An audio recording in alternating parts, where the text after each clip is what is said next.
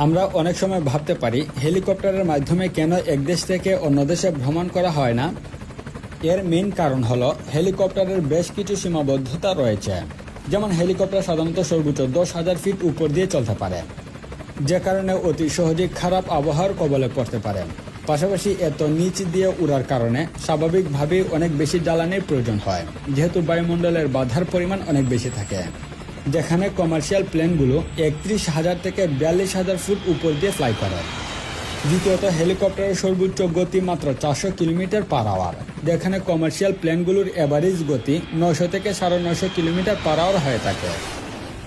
তৃতীয়ত, হেলিকপ্টারের মাধ্যমে সর্বোচ্চ 10 থেকে 15 জন যাত্রী যাতায়াত করতে পারে, যেখানে কমার্শিয়াল প্লেনের মাধ্যমে 250 থেকে 1000 বা তার চেয়েও বেশি প্যাসেঞ্জার যাতায়াত করতে পারে।